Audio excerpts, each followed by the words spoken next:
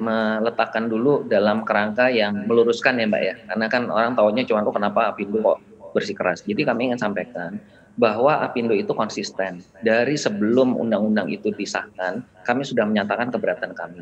Kenapa keberatannya? Pertama, yang menyangkut masalah tabungan perumahan ini sebetulnya sudah tadi ya disampaikan juga sudah diadop di BPJS Tenagakerjaan di dalam program manfaat layanan tambahan. Dan di dalam sistem jaminan sosial nasional kita di Undang-Undang Nomor 40 tahun 2004 itu sudah mengamanatkan kita memiliki 2 BPJS. Nah ini adalah Tapera Undang-Undang Nomor 4 tahun 2016 ini menginduknya itu bukan kepada sistem jaminan sosial kita Mbak Anneke, tapi menginduknya kepada Undang-Undang Nomor 1 tahun 2011, yaitu tentang Undang-Undang Perumahan dan Kawasan Permukiman. Jadi di sini sudah jelas gitu loh bahwa ini adalah program yang dari awal itu memang tidak diniatkan untuk disinkronkan. Itu yang kami keberatan. Kalau kita bicara ingin membangun sistem jaminan sosial nasional yang solid, semuanya itu harus terintegrasi. Dan kalau terintegrasi itu akan lebih efisien, Mbak. Dan tidak perlu ada lagi tambahan iuran. Saya ilustrasikan ya, di dalam PP nomor 55 dan PP nomor 46 tentang keduanya tahun 2015 yang mengatur mengenai masalah BPJS Tenagakerjaan dan program manfaat layanan tambahan itu sudah disampaikan di PP nomor 55 tahun 2015 itu disampaikan bahwa BPJS Tenagakerjaan mempunyai alokasi paling banyak 30% dari dana jaminan hari tua untuk dialokasikan untuk program perumahan pekerja. Dan itu nilainya besar sekali Mbak. Sekarang itu JHT itu sudah sekitar 335 triliun.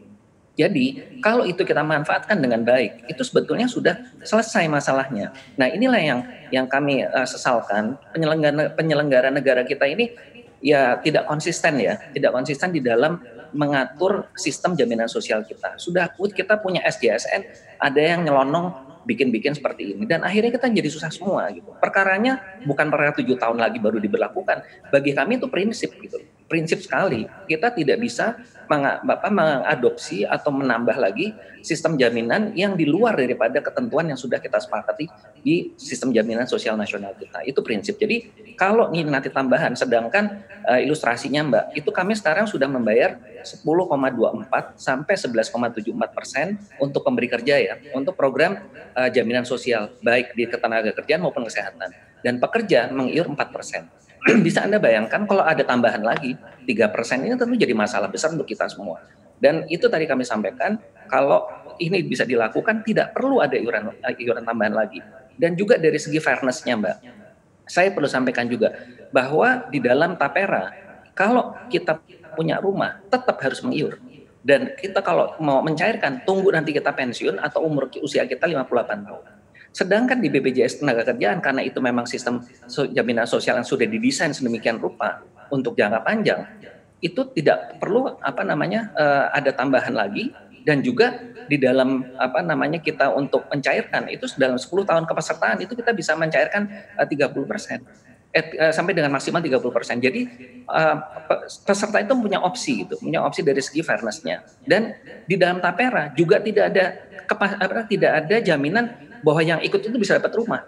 Nah, kalau di MLT karena itu tadi fleksibel, dananya juga besar, itu tergantung kepada pesertanya, begitu loh. Jadi beda ini sistemnya. Jadi kalau menurut pandangan kami Tapera itu memang dipaksakan oleh rekan-rekan kita di PUPera dan juga waktu itu inisiatif DPR ya, saya nggak tahu lah dulu pengaturannya gimana. Jadi tidak melihat sesuatu dalam hal yang terintegrasi. Ini yang jadi masalah, selalu ada aja para pihak yang ingin mengkotak-kotakan padahal kita kan mau menuju efisiensi. Katanya kita mau menuju kepada ekonomi yang berkualitas. Ini kalau begini apa kualitasnya seperti ini?